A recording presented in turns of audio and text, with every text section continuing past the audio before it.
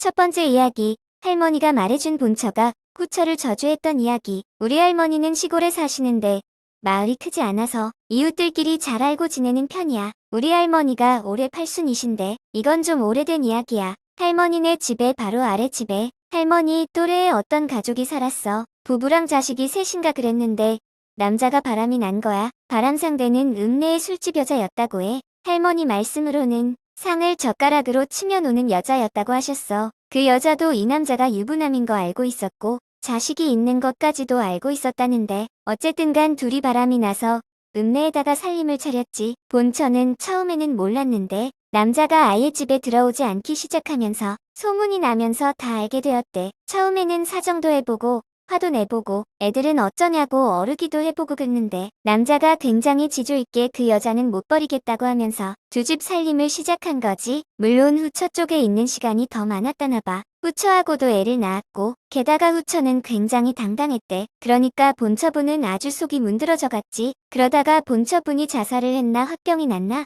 할머니가 이 부분은 잘 기억이 나지 않으신다던데. 아무튼 40대 초반에 일찍 돌아가셨어. 그 자식들은 우리 엄마 또래인데 지금도 그 마을에서 잘 산대. 근데 내가 듣고 무서웠던 건 뻔한 얘기일 수도 있는데 저분이 돌아가시고 나서 후처 사이에서 낳은 자식들이 다 죽었어. 요 근래 하나 남았던 막내가 죽으면서 하나도 남지 않게 됐고 지금은 그 후처도 혼자 쓸쓸히 산다더라고. 50대가 되기 전에 셋 다 죽는다는 게 흔한 일은 아니지 않니? 자식은 셋이었는데 첫째 아들은 간질인가를 앓다가 죽었고 딸은 자살, 그리고 막내 아들은 농기계 사고로 죽었대. 특히 저 최근에 사고로 죽은 막내 아들은 왜 거기서 그렇게 사고가 났지?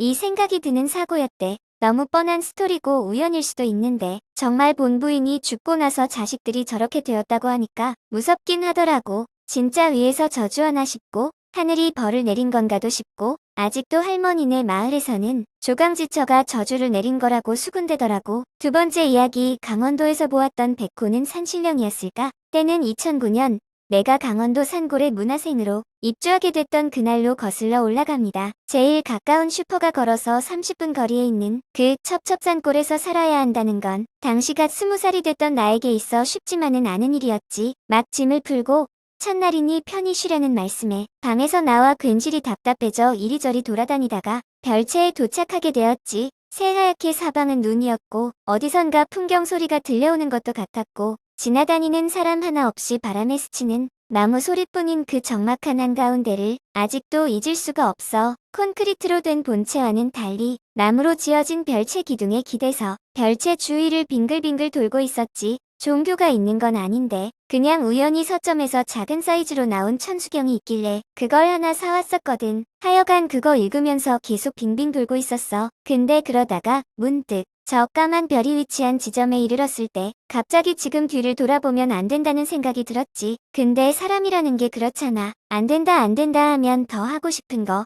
그래서 그냥 힐끔 뒤를 돌아봤어. 뭐가 있을 거란 생각 자체는 애초에 할 수가 없었지. 아예 지나다니는 사람 자체가 없는 곳이었어. 근데 뒤를 돌아본 그곳에는 새하얗게 털이 북실북실한 백호 한 마리가 있었지. 온통 흰 털에 정말 엄청나게 큰 몸집에 군데군데 잿빛 털이 섞여 있었고 호랑이 특유의 검은 줄무늬가 등에 얼룩덜룩 새겨져 있었어. 아니, 상식적으로 말이 안 되잖아. 2009년 대한민국에 무슨 호랑이야. 그걸 알고 있었음에도 불구하고 그 호랑이의 등을 마주한 순간 머리끝부터 발끝까지 쨍하고 얼어붙는 느낌이 들었어. 그 호랑이를 본 순간 내 주위에 있던 모든 공기가 완전히 정지해버린 것 같았지. 갑자기 나타났던 그 백호는 목을 세운 채 건너편의 산자락 어딘가를 바라보고 있었고 이윽고 소리도 없이 발을 움직여 개울 위를 지나는 다리를 건너는데 신기하게도 그 호랑이가 첫걸음을 떼는 순간 귓속으로 그동안 정지해 있었던 바람소리가 힝하고 몰아치는 걸 느꼈어. 그리고 난 진짜 죽을 수도 있겠다는 생각이 들어 얼른 별채 2층으로 올라가 반대편 벽으로 숨었고 다시 그쪽을 봤을 때 백호는 온데간데 없이 사라져 있었지. 그 산에 워낙 야생동물이 많아서 이런저런 학자들도 다녀가고 여기저기 CCTV며 트랩 같은 것도 설치되어 있는 걸로 아는데 집을 방문한 동물 박사님들께 여쭤봐도 호랑이가 있다는 얘기는 금시초문이라며 그냥 웃기만 하실 뿐이었지. 심지어는 우리 선생님마저도 헛것을 본 걸 아셨지만 산은 내내 단 한 번 크게 앓은 적도 귀가 허하다는 소리를 들은 적도 없는 나는 그 생생한 경험을 아직까지도 사실이라고 믿고 있어. 그 일이 있고 나서 한 달 정도 지났나. 하여간 아직 눈이 덜 녹았을 때였지. 그 집에는 엄청 큰 개가 하나 있는데 대체로 목줄이 채워져 있는 편이고 목줄이 없을 때는 등산 좀 하다가 집에 돌아오곤 하더라고. 개를 키워본 적이 없어서 모든 개가 다 그런 건진 모르겠지만 하여튼 그때쯤에 오래된 친구 하나가 날 보러 온다고 장조림이니 뭐니를 바리바리 챙겨온 적이 있었어. 눈 때문에 차가 많이 늦어져서 원래 시간보다 늦게 밤 9시 정도나 되어서야 그 친구가 도착을 했어. 선생님은 주무시고 문화생 선배 언니도 자기 일 때문에 바빠서 그냥 혼자 가야겠다고 마음을 먹고 집을 딱 나섰지. 근데 그 강원도 산길에 가로등이 있겠어. 뭐가 있겠어. 달빛 하나만 덩그러니 있는데 그마저도 썩 도움이 되질 않아서 핸드폰으로 발 아래만 간신히 비춰가며 30분 동안 산을 타고 내려가야 하는 상황이었지. 설마 이 밤에 누가 날 잡아가려 하고 대수롭지 않게 생각했지. 하여튼 중간쯤 오니까 저번에 본 호랑이 생각도 나고 해서 갑자기 좀 무섭더라고. 하필이면 갑자기 전파도 안 터져서 친구한테 전화도 못하고 그렇다고 이 추운 날 친구가 기다리는데 다시 집으로 돌아갈 수는 없고 그냥 덜덜 떨면서 내려가고 있는데 갑자기 뒤에서 뭔가 시커먼 짐승 하나가 확 하고 튀어나오는 거야. 깜짝 놀래서 뭐지?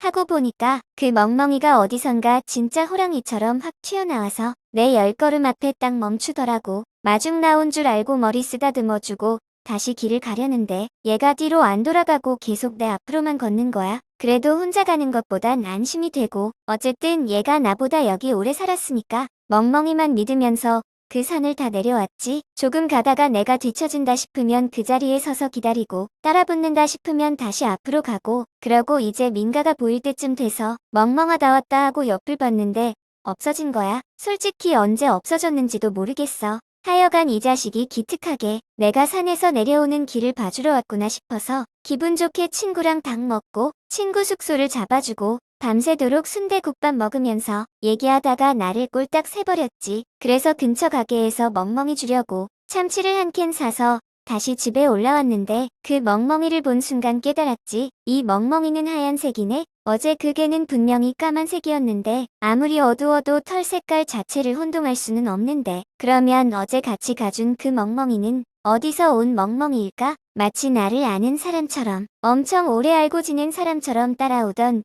그 멍멍이는 뭐지? 그게 멍멍이가 맞긴 했나? 잠시 멘붕을 겪다가 그냥 참치를 멍멍이한테 던져주고 내 방으로 쏙 들어왔어. 그 이후로는 별탈 없이 잘 지내다가 학교로 돌아갈 때가 되어서 하산하긴 했는데 이제와 생각해보니 그 호랑이도 그렇고 그때 날 지켜줬던 까만 멍멍이도 그렇고 그 산의 산신령은 아니었을까 하고 생각하고 있어. 갓 20살 된 여자애가 혼자 집을 떠나 멀리 산골에서 살게 된다니까 보살펴주고 싶으셨나봐. 오늘 이야기는 여기까지예요. 오늘 이야기가 재미있으셨다면 구독과 좋아요, 댓글 부탁해요.